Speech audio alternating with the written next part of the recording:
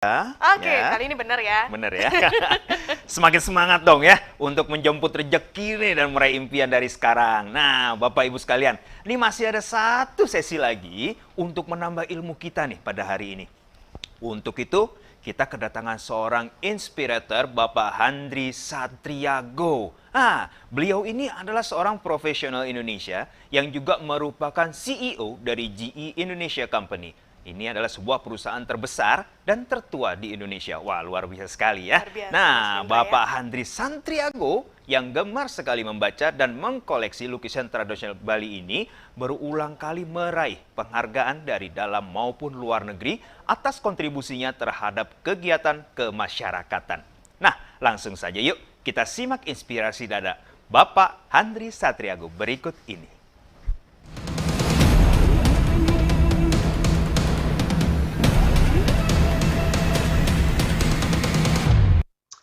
Halo teman-teman, selamat pagi Mitra Bisnis Alliance. Semoga Anda semua berada dalam kondisi sehat dan tetap semangat dalam menjalani kehidupan Anda saat ini. Terima kasih jajaran pimpinan dari Alliance Insurance. Terima kasih telah mengundang saya. Jadi kita menghadapi masa yang lebih dari VUCA lah sekarang. Anda tentu sudah mengenal namanya VUCA, vulnerability, kemudian uncertain, kemudian kompleks dan ambigu. Sebuah situasi yang tidak menentu. Situasi yang dimana kita dituntut untuk bisa secara adaptif bergerak sedemikian rupa sehingga bisa mengatasi masalah dan tetap keluar sebagai pemenang. Nah, Anda sekarang ini ditantang oleh berbagai hal. Ekonomi yang turun, pandemi, kemudian situasi daya beli yang juga turun. Jadi banyak sekali tantangan yang Anda punya. Nah, untuk mengatasinya tentu sangat diperlukan kerjasama antar tim. Kalau dilihat perusahaan-perusahaan yang maju sekarang di dunia, jadi misalnya Amazon, kemudian Apple, kemudian Alibaba misalnya, mereka bergerak sedemikian rupa sehingga bisa keluar menjadi pemenang. Microsoft, Apple itu sudah tembus 3 triliun rupiah market kapitalisasinya. Bayangkan 3 triliun rupiah. Jadi di masa jayanya GE aja dulu tempat saya bekerja paling tinggi kita 350 miliar rupiah. Itu paling tinggi. Dan sekarang 3 triliun US dollar. Kita kemudian bertanya-tanya apa yang membuat mereka bisa bertahan di dunia yang seperti sekarang ini, kemudian tetap keluar sebagai pemenang. Apa yang mereka lakukan? Ternyata kalau kita lihat sekarang secara mendalam, kita akan menemukan bahwa ternyata hubungan antara atasan dan bawahan sangat cair sekali di sana. Dan ini adalah kuncinya. Leadership is about interaction. It's about interaction antara atasan dengan bawahan. Karena seringkali kita bicara mengenai leadership, tapi tidak pernah bicara mengenai followership. Tidak pernah bicara mengenai kepengikutan. Kita bicara kepemimpinan, terus how to become a good leader, how to become transformational leaders, dan sebagainya. Tapi tidak pernah bicara mengenai how to become a good followers. Padahal sangat penting membicara mengenai followers karena good leaders dengan good followers akan menjadi better leaders. Sementara good leaders dengan bad followers akan menjadi bad leaders. Jadi kita penting mempunyai good followers.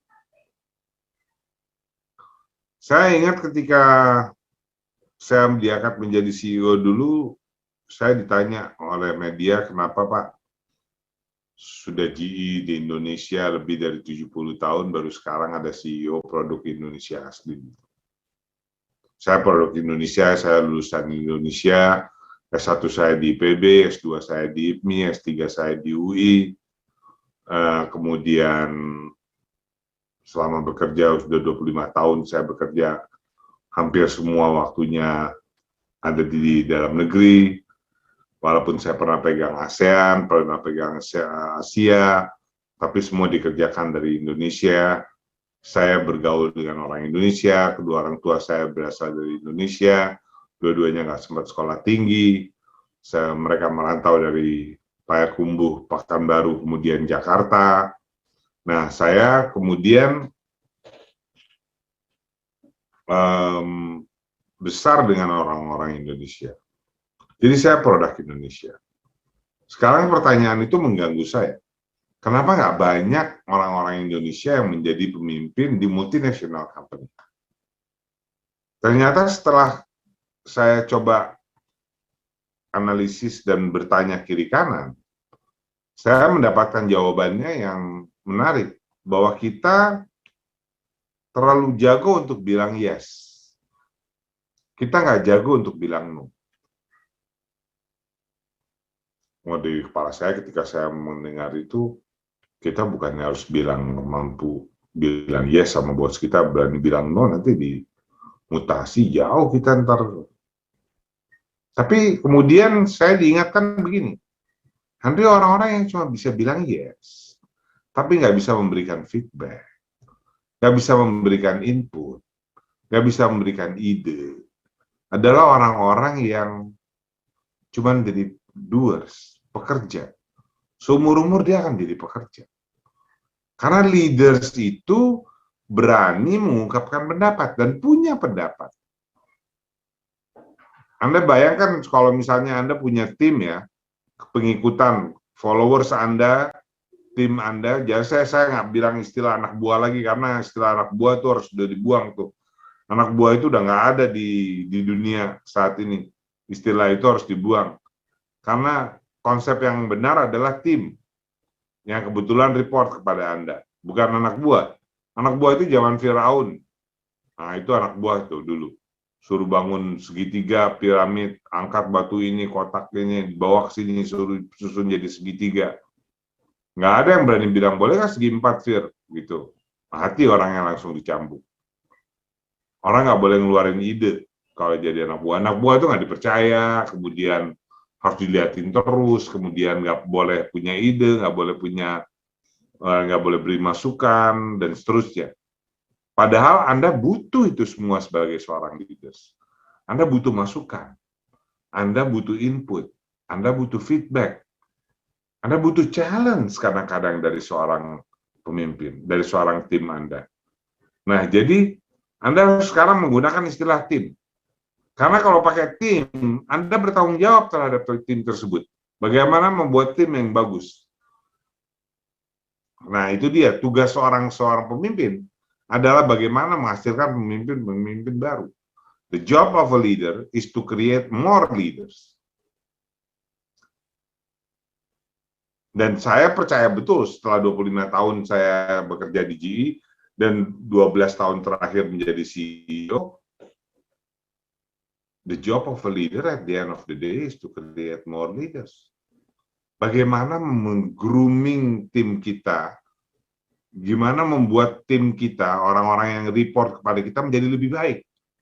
Sehingga mereka menjadi followers yang baik. Kalau mereka menjadi followers yang baik, mereka akan membuat kita menjadi lebih baik. Menjadi leaders yang lebih baik. Kita akan mendapatkan untungnya dari situ.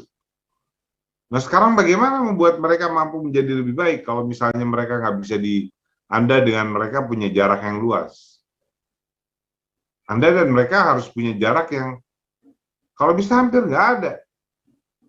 Power distance itu harus dibuang kalau bisa. Dan ini adalah tugas seorang pemimpin. Dia yang harus jemput bola, dia yang harus datang ke timnya, mengatakan bahwa apa idemu. Jadi kita ini lebih banyak orang Indonesia, orang-orang yang nerimo, kemudian yes man. Kita nggak datang dengan ide. Wah Pak, tapi saya punya ide sering ditolak Pak, jadi nggak ada gunanya juga punya ide. Well, kalau Anda tanya saya mendingan ditolak kemudian datang lagi dengan ide, dibanding dengan saya nggak mengeluarkan ide. Karena kalau seperti itu saya menjadi tidak punya, saya jadi robot, saya jadi mesin aja. Dan saya nggak akan maju-maju. Oleh karena itu, sangat diperlukan bagaimana untuk membuat seorang sebuah timnya ini mampu menyampaikan idenya, mampu menyampaikan feedbacknya. Dia yang ada di lapangan. Anda yang harus datang dengan dia, kemudian nanya, gimana di lapangan? Apa yang harus kita lakukan? Bagaimana kita melakukannya secara berbeda? What can we do differently? Why these things happen? Kita tuh nggak jago untuk bertanya. Kita jago benar untuk menjawab, walaupun seringkali nggak ada hubungannya dengan pertanyaannya. Tapi nggak jago untuk menjawab. Nggak jago untuk bertanya. Padahal, the essence of management adalah asking the right questions. Anda harus jago bertanya. Anda harus membuat pertanyaan sehingga muncul ide dan muncul kreativitas. Nah, ini yang membuat perusahaan-perusahaan besar tadi berbeda dengan perusahaan-perusahaan lain. Mereka mampu membuat ide. Mereka bisa membuat ide. Mereka nggak berhenti antara hubungan atasan dengan bawahan, nggak ada batasannya. Ini begitu udah jadi bos, wah nggak bisa di SMS, nggak bisa di WA, nggak bisa di telepon, harus dia yang mulai, harus dia yang susah untuk dicapai, untuk dicari dan sebagainya. Itu yang membuat tim bisa jadi runtuh. Anda harus datang sendiri. Anda yang datang ke tim Anda, kemudian bertanya pada tim Anda. Why? Kenapa market seperti ini? Kenapa nggak bisa dapetin klien? Apa yang harus dicapai? Apa yang dilakukan kompetitor? Kenapa kompetitor bisa lakukan ini? Kenapa kita enggak? What can we do differently? Pertanyaan-pertanyaan itu akan memancing munculnya ide, dan ide tersebut yang jika didiskusikan antara atasan dengan bawahan dengan baik, akan terus menghasilkan sesuatu aksi nantinya yang akhirnya akan membuat kita menjadi berbeda, mampu menghasilkan program berbeda, mampu menghasilkan inovasi, mampu mengatasi masalah, termasuk masalah pandemi seperti sekarang ini. Nah, ini yang kemudian saya pikir banyak tidak dilakukan oleh perusahaan-perusahaan Indonesia karena hubungan atasan dengan bawahannya itu kurang baik atau ada jarak yang jauh. Begitu udah jadi atasan udah keenakan, nggak pernah mau lagi ke bawah lagi. Padahal dia harus datang ke bawah, dia harus datang ke timnya. Terutama, jadi saya sering dapat pertanyaan ini, Pak, tim saya milenial, Pak, berbeda banget dengan saya, Pak. Nggak bisa, mereka nggak mau ngikutin saya. Loh, Anda nggak datang ke mereka. Pasti berbeda. Yang pertama, untuk menghadapi tim milenial adalah Anda harus bisa menerima bahwa kita berbeda. We are different. Every generation are different. Generasi-generasi saya waktu masuk juga dianggap generasi pemberontak oleh generasi sebelum saya. Sama seperti Anda sekarang menghadapi generasi milenial atau Gen Z. Ini timnya kok susah banget ya, nggak bisa diajak dijangkau, nggak bisa diajak ngobrol, dan sebagainya. Anda harus menemukan caranya. Bagaimana bisa menjangkau mereka, kemudian membuat mereka bicara, kemudian membuat mereka punya ide, kemudian membuat mereka menyampaikan feedback pada Anda. Karena ujung-ujungnya Anda juga yang untung. Oleh karena itu, kembali saya tekankan bahwa leadership is all about interaction. Penting sekali membuat leadership ini punya interaksi yang kuat antara atasan dengan bawah. Dan itu membuat tugas seorang atasan menjadi lebih berat karena dia harus membimbing timnya, harus menurut, harus membesarkan timnya menjadi lebih baik. Dulu kami di GE, awal-awal saya jadi CEO mencoba untuk membuat semua orang punya ide itu dengan membuat acara tiap Jumatan. Setiap Jumat orang harus datang bawa ide. Lalu salah satu bisnis kita adalah healthcare, peralatan rumah sakit. Salah satu produknya adalah USG yang ditaruh di perut itu kalau ibu hamil itu. Nah itu biasanya selalu kita jual lewat rumah sakit. Dan selama ini selalu kita jual lewat rumah sakit dan untung dengan baik. Dan berjalan dengan baik. Tapi satu hari orang lapangan ini orang service engineer datang dengan ide gini, Pak, gimana kalau misalnya kita jual USG jangan cuma ke rumah sakit. Terus dia bilang, kemana mau jual USG? Biasanya ke rumah sakit. Gini Pak, saya lihat di pedesaan banyak sekali orang-orang yang membutuhkan USG, Pak. Terutama ibu-ibu dan anak, ibu-ibu hamil yang bermasalah dengan kehamilannya. Itu kalau kita bisa kasih USG akan baik sekali, Pak. Tapi gimana mau bikin USG segede gitu nyampe ke daerah pedalaman kita? Nah itu Pak, gimana kalau kita bisa bikin USG bisa nggak dikecilin, Pak? Dia punya ide untuk bikin USG dikecilin. Zaman sekarang sih udah banyak, zaman dulu nggak ada itu. USG itu sebesar saya duduk gini. Jadi ketika kita dengar ide itu kita bilang, waduh, ini ide luar biasa nih. Karena di Indonesia ini ada lebih dari 250.000 bidan, ada lebih dari 25.000 puskesmas. Nah, mereka semua ini, kalau misalnya bisa menjadi pasar baru untuk USG, akan bagus sekali. Kita harus bikin USG yang bisa ditenteng. Segede apa, saya bilang? Kalau bisa segede handphone, Pak. Bisa ditenteng oleh bidan, dimasukin kantongnya. Ternyata di India juga punya ide yang serupa. Di Vietnam juga punya ide yang serupa. Akhirnya kita bikin itu. USG yang kecil, nggak segede handphone, segede iPad yang kecil, mini lah. Bisa ditenteng. Dan itu membuat terobosan baru dalam USG. Menjangkau pasar yang baru. Sesuatu yang nggak kepikiran oleh seorang leadersnya, kalau nggak datang dari atas, dari bawahannya. Nah, kita butuh konteks-konteks yang seperti itu.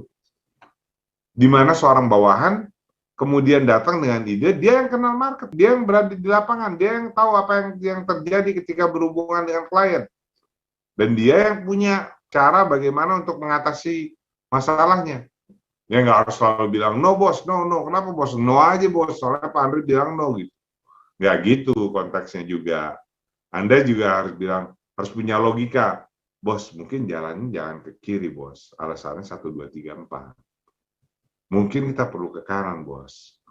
Alasannya 1, 2, 3, 4. Saya ngelihat sendiri di lapangan seperti itu, bos. Nah, kita bisa sukses kalau kita dikasih ini nih, bos. 1, 2, 3, 4. Nah, logik seperti itu kita nggak jago, tuh orang Indonesia. Kita ternyata nggak terlatih dengan baik, karena kita nggak terlatih bertanya dengan baik. Sehingga kita nggak bertanya terhadap masalah. Kita nggak terlatih untuk mengamati masalah, nggak punya curiosity, ketertarikan ya terhadap suatu masalah, bagaimana untuk diselesaikan. Tunggu aja ntar atasan gue juga kasih jalannya gimana. Tunggu aja perintah atasan, tunggu aja arahan atasan. Nah, hubungan ini kalau menurut saya tidak baik antara atasan dengan bawahan yang seperti itu. Kita harus saling terjadi interaksi. Mereka harus saling membangun satu sama lain. Jadi dulu tuh ada mitologi Yunani namanya Pygmalion. Pygmalion ini seorang pematung. Satu hari dia membuat patung yang cantik sekali, sehingga dia jatuh cinta pada patung tersebut. Patung ini dinamakan Galatea. Di ujung-ujung usianya itu Pygmalion bilang dia berdoa supaya kepada dewa-dewinya waktu itu, supaya dewa-dewi Yunani, ini kan mitos Yunani, bagaimana supaya Galatea bisa jadi orang beneran, sehingga mereka bisa married happily ever after. Bertahun-tahun dia berdoa. Ternyata doanya dikabulkan. Satu hari Galatea jadi orang beneran. Mereka menikah, hidup bahagia selamanya. Mitosnya sampai situ. Sampai satu hari seorang dosen menemukan bahwa ini ada urusannya, ini ada hubungannya dengan motivasi. Lalu dia bikin eksperimen. Dia buat 3 kelas. Kelas yang pertama, dia bikin ekspektasi yang besar. Dia bilang, kalian ini orang-orang yang terpilih di sini. Padahal nggak sama nih, 3 kelas ini kualitasnya sama. Kalian orang-orang yang terpilih di kelas ini. Nggak semuanya bisa masuk kelas ini. Sehingga saya berharap kalian paling kurang punya nilai 90. High expectation. Lalu kelas yang kedua dibalik. Dikasih low expectation. Dia bilang, saya ini bukan dosen yang baik untuk ngasih nilai. Kelas-kelas sebelumnya bisa dapat 50, 60 aja udah bagus. Low expectation.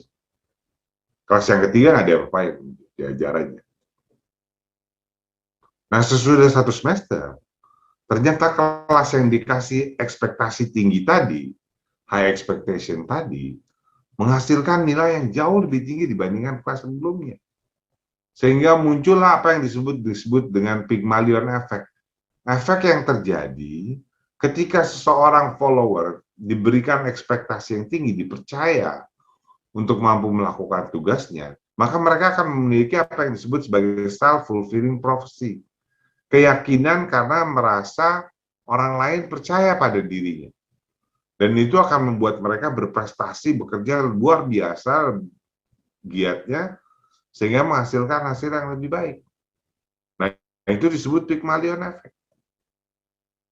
Dan ini diuji oleh berbagai perusahaan, termasuk American Express, kartu kredit waktu itu, menguji bagaimana sales team ada yang dikasih target 120%, ada yang dikasih target 100%, ada yang dikasih target 80%, ternyata yang dikasih target 120% menghasilkan nilai yang lebih tinggi. Tapi harus ada percakapan itu tadi, bahwa kalian adalah tim yang terpilih, kalian adalah orang-orang yang baik, dan terjadi interaksi percakapan yang baik. Nggak bisa cuman, oke target salah 120%, Pygmalion Effect, nggak akan terjadi. Harus terjadi percakapan, harus terjadi interaksi. Nah, saya bikin disertasi kebalikan dari Pygmalion Effect, yaitu jika bawahannya punya ekspektasi terhadap atasannya, maka apakah atasannya akan juga berprestasi lebih tinggi dibandingkan dengan seharusnya. Ternyata bisa terjadi. Jadi kalau bawahannya bisa bilang, bos, di bawah kepemimpinan Anda, bos, kita bisa akan mencapai target 120%, bos. Nah, itu bosnya akan jadi lebih bersemangat untuk mencapai target tersebut. Tapi harus terjadi percakapan itu. Percakapan itu gimana terjadinya kalau misalnya ada jarak? Nah, perusahaan-perusahaan yang besar sekarang nggak cuma menghasilkan tim yang dinamis tadi, yang mampu berinteraksi dengan baik, tetapi juga mampu menghasilkan customer engagement yang lahir dari pemikiran-pemikiran dan inovasi-inovasi baru. Dulu kita kalau berbisnis kan pikirannya cuma satu, understand the customer needs. Kedua, make the product, bikin produknya. Ketiga, delivery the product, sales, dijual kemudian di-deliver. Keempat, kemudian make the customer satisfaction, membuat kepuasan pelanggan. Habis itu balik lagi ke understand the customer needs. Nah, ini dulu bisa terjadi seperti itu karena cukup kayak begitu aja cycle-nya. Waktunya tidak berubah dengan cepat. Anda sekarang berurusan dengan masalah speed. Perubahan dan speed adalah kemampuan yang dimiliki oleh perusahaan-perusahaan tadi. Amazon, Apple, Alibaba, Tencent. Tencent itu dulu awal-awalnya adalah perusahaan game online, yang kemudian bisa mewabah, membesar sekali menjadi perusahaan nomor 5 terbesar di dunia. Perusahaan game. Saya sendiri nggak pikiran dulu gimana bisa menjadikan perusahaan game online bisa sebesar itu? Ternyata adalah customer engagement. Jadi nggak cukup sampai customer satisfaction aja, harus ditambah satu buletan lagi namanya customer engagement. Keterikatan customer. Ini yang terjadi dengan kita terhadap Facebook. Apa yang paling terakhir barangkali?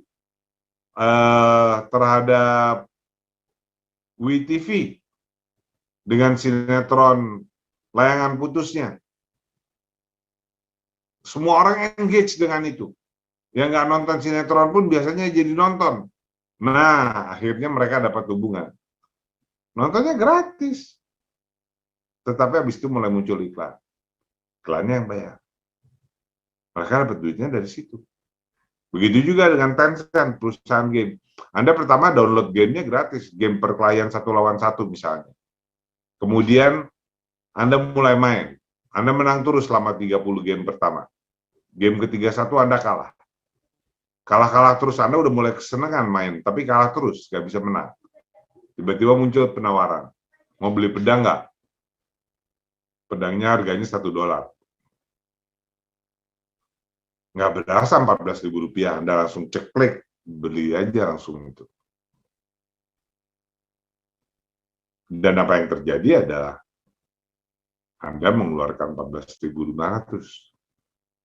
Dapat pedang, main game, menang lagi sampai game ke berapa, 80 misalnya. Nanti game ke 81 kalah lagi, mulai nggak bisa menang lagi. Nanti ditawarin, mau beli perisai nggak? Harganya $1 lagi, 14.500 lagi. Nah, kalau ada sekitar 700 juta orang tergabung dalam komunitas itu, Anda bisa bayangkan betapa besar peluang bisnis yang mereka punya. Dan ini adalah sesuatu yang menghasilkan apa yang disebut customer engagement. Sama seperti Google atau Facebook. Anda main Facebook, main Google, meng-Google kan nggak bayar. Tapi orang yang bayar iklan, itu banyak di situ.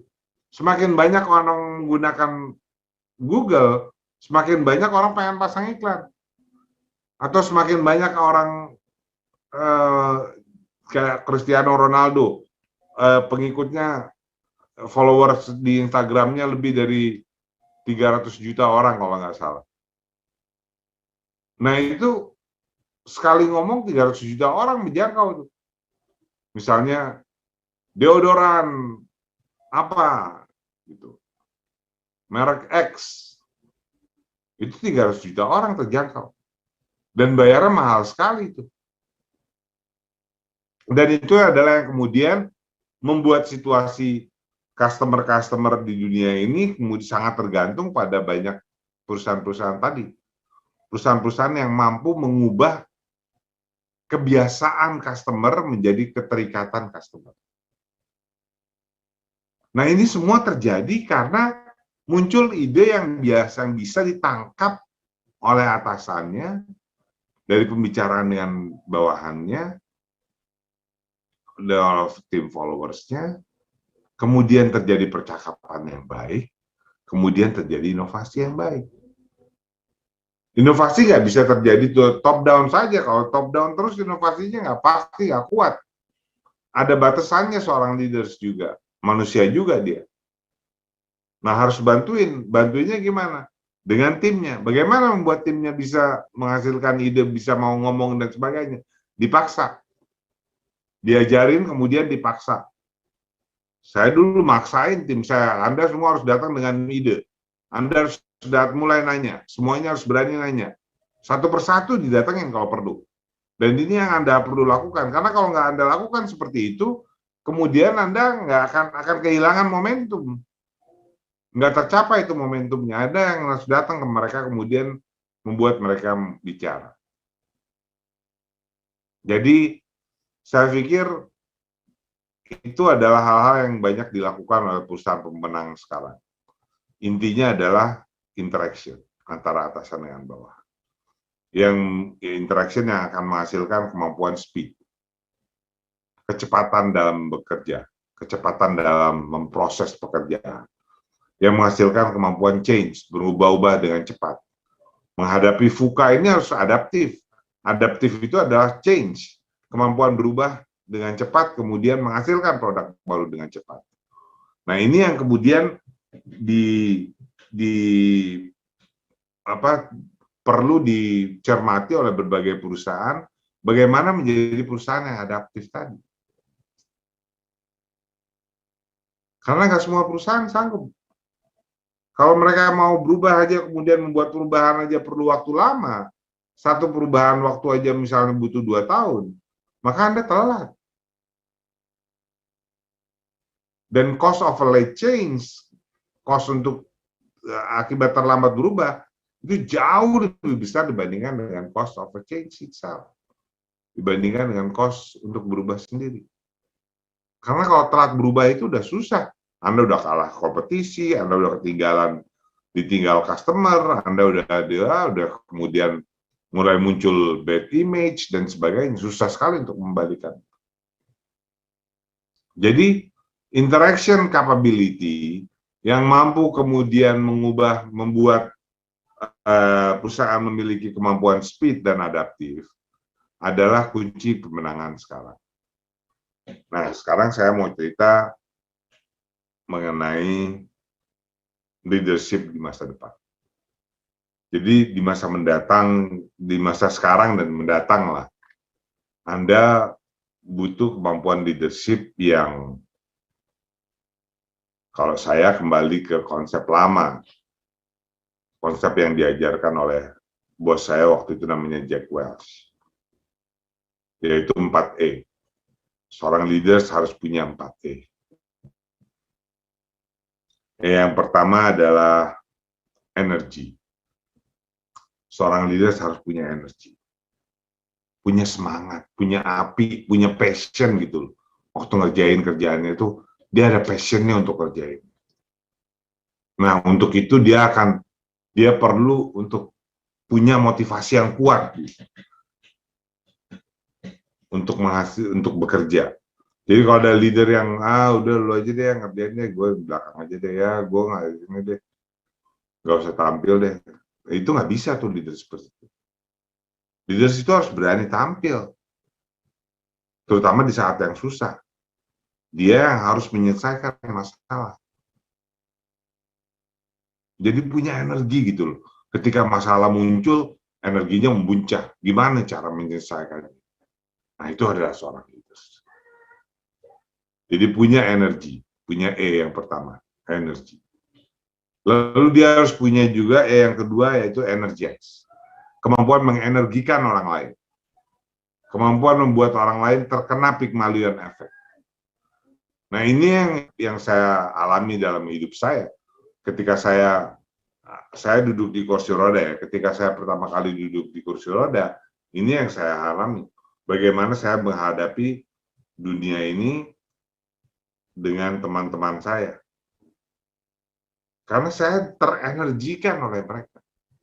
Terenergikan oleh mereka yang percaya kepada kemampuan saya. Nah, Anda sebagai seorang leader juga harus mampu mengenergikan tim Anda tadi. Membuat mereka tuh merasa mampu mengerjakan tugasnya lebih baik dibandingkan dengan yang mereka pikirkan sendiri. Dengan mengenergikan mereka, Anda akan mendapatkan hasil yang lebih baik secara keseluruhan. Jadi yang kedua adalah energize, kemampuan mengenergikan orang lain. Membuat orang lain mampu untuk maju, bergerak, berubah secepat Anda. Makanya energize. Jadi yang pertama energi, yang kedua energize. Yang ketiga adalah edge, edge. Pinggiran. Seorang leader seringkali ada di pinggiran.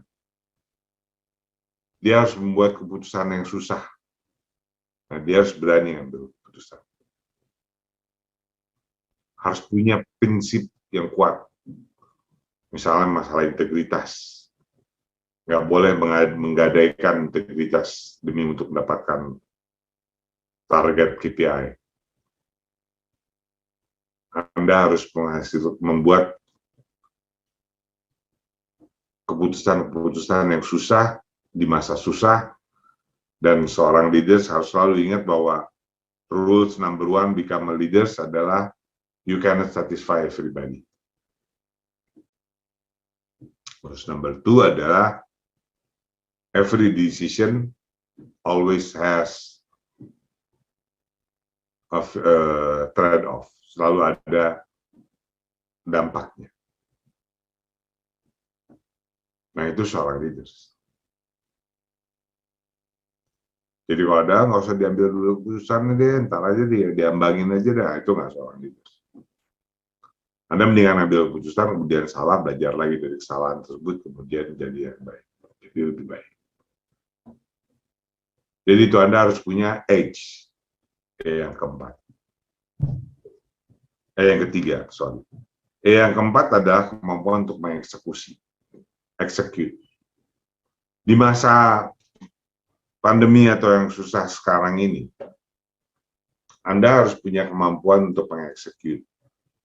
Karena masa pandemi ini membuat Anda harus terpaksa harus membuat tim Anda terexposure pada transparansi, embrace the reality. Ya, realitasnya seperti ini. Sekarang kita menghadapi lonjakan kasus lagi, kita akan PPKM lagi, kemudian sebagainya dan sebagainya dan sebagainya. Realitasnya seperti itu. Harus diungkapkan, karena dengan mengungkapkan itu, kemudian kita jadi tahu bagaimana harus mengatasinya.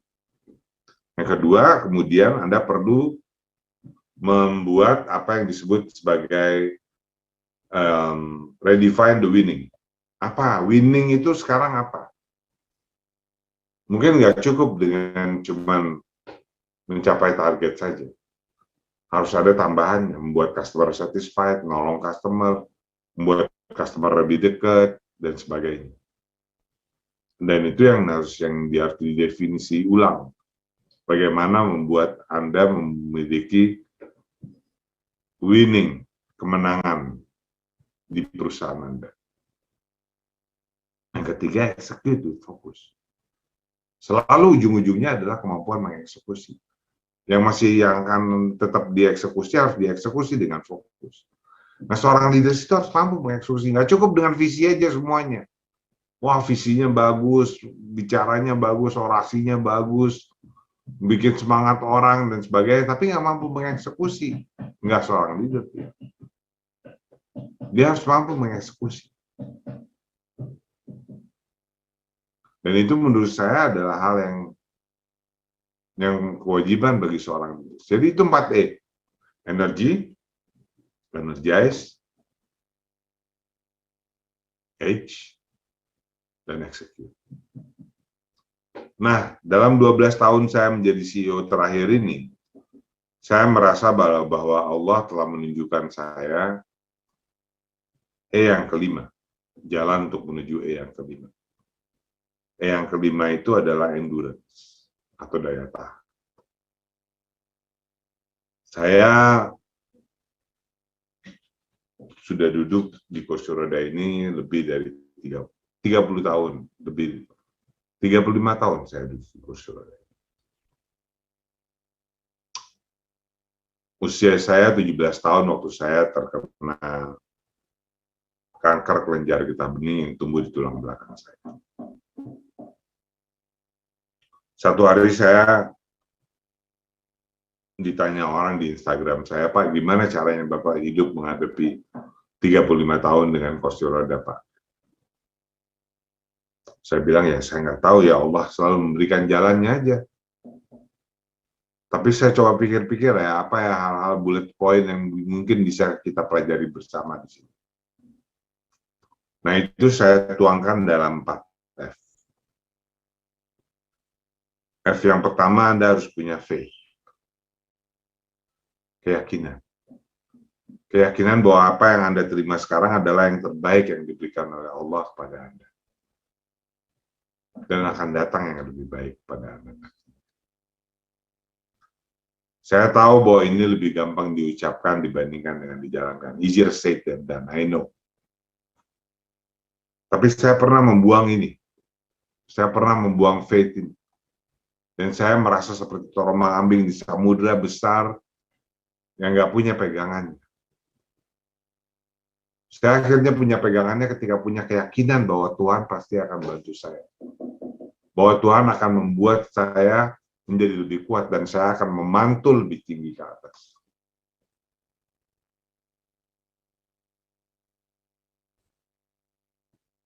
Dan sepanjang perjalanan saya, hal itu terbukti. Faith, keyakinan. Sekarang saya diuji lagi, saya harus mencoba lagi memiliki faith yang kuat. Keyakinan bahwa Allah pasti akan memberikan petunjuk. Akan memberikan yang terbaik buat kita. Bahwa yang sekarang ini adalah yang terbaik buat kita dan akan ada yang lebih baik lagi yang akan datang buat kita. F yang kedua adalah friends. Seperti tadi saya bilang. Good friends will give you good energy. Kalau Anda punya teman-teman yang baik, akan mendapatkan energi yang baik. Teman-teman Anda akan memberikan self-fulfilling prophecy kepada Anda. Keyakinan karena dipercaya oleh orang lain. Memberikan Pygmalion effect. Orang lain aja percaya bahwa kita bisa.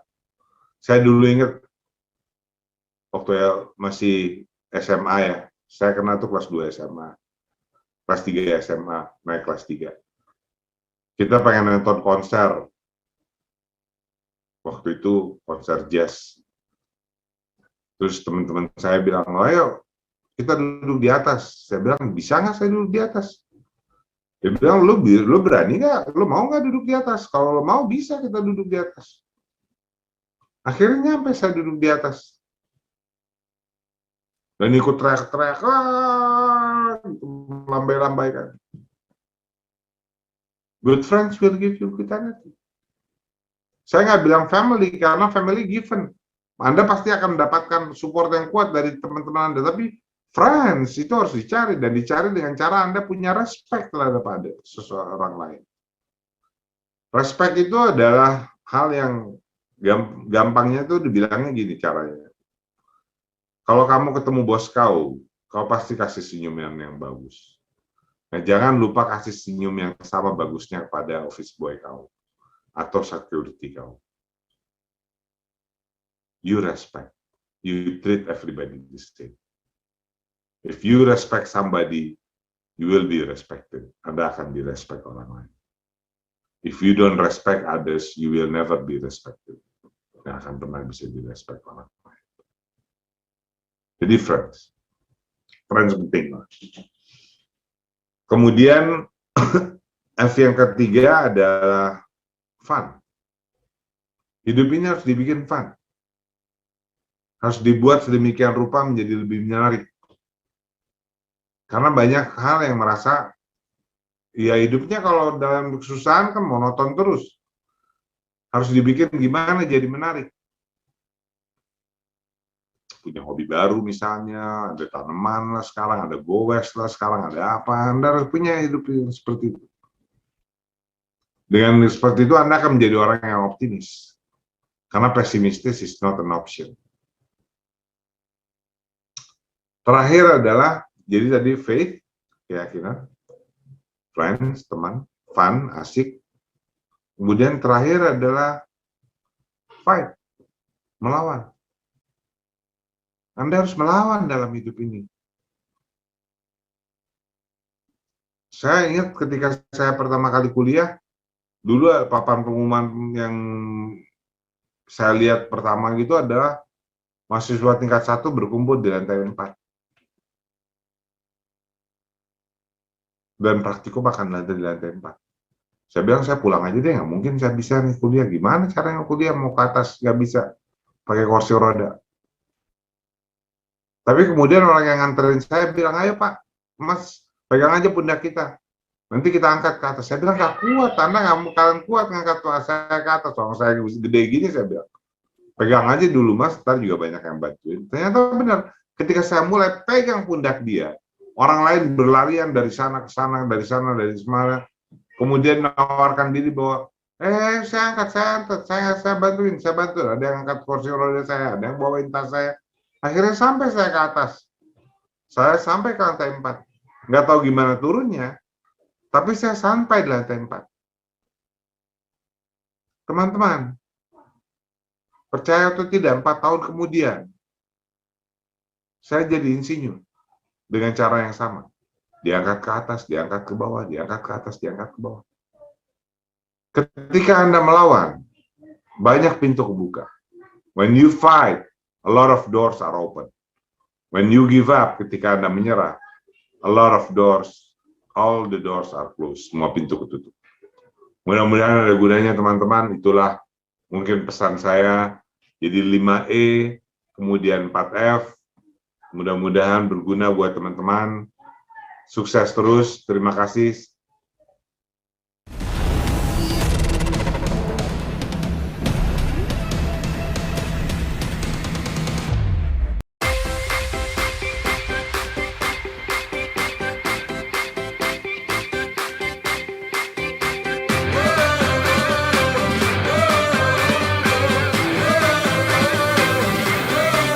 We're the one you can rely on. We are trusted for your life and precious ones. We are number one. We are one alliance. We assure your love and your life. We secure your future for your happiness. Nothing can compare. This is us, Alliance. We will protect your life, your greatest treasures. We know your dreams, happy life made easy. We help achieve your goals, your destinations, your peace of mind, trust and care made easy. We're the one you can rely on. We are trusted.